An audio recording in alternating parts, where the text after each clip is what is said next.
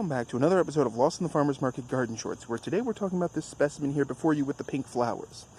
Its scientific name is Salvia HBS V16017, also HYBS V16017. Yeah, it's got two of them apparently, depending on who you ask. Its common name is Selecta Skyscraper Pink Sage. And boy is it. Let's get a little zoom in there for a second, shall we? Get nice and close. Ooh. See that? Look at those pink blossoms. Lovely.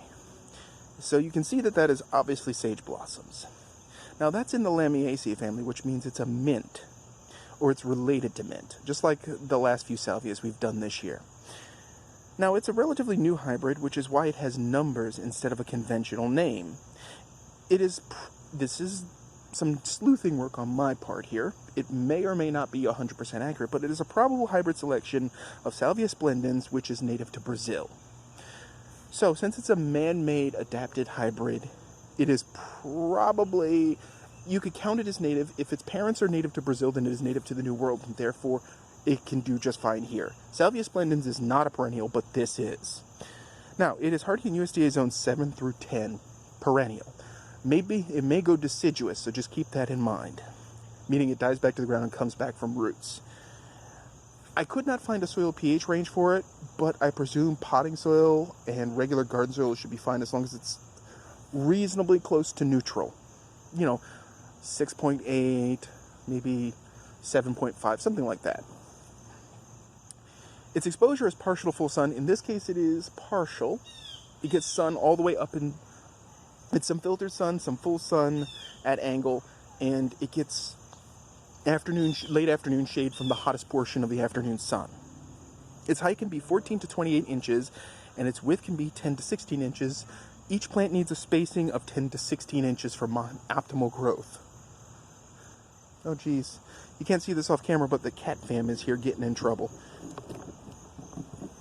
Cat fam, do. Okay, anyway. Yeah, they're following me around while I'm filming. Anyway, it doesn't have an also known as name, because of course it is only known by its breeder's name. It attracts bees, butterflies, and hummingbirds. The flowers are ideal for cut arrangements. It tolerates heat, drought, and does not like having constantly wet soil. Since it is related to Salvia splendens, it may or may not be toxic to dogs. So, in a nutshell, growing it, I was attracted by the chunky foliage, and I don't mean that as a crack. I mean, look at those leaves. They're robust and they're a rich, medium shade of green. It looks like Salvia splendens, but not quite. The bright pink flowers and the weird calyxes, those little cups, you see them. Let's zoom in for a minute, or let's take a close. See those little cups there that are on the stem where the flowers have fallen out? Those were really neat looking too. And this whole plant is really neat looking. There's actually two in here. I have two plants in a large pot.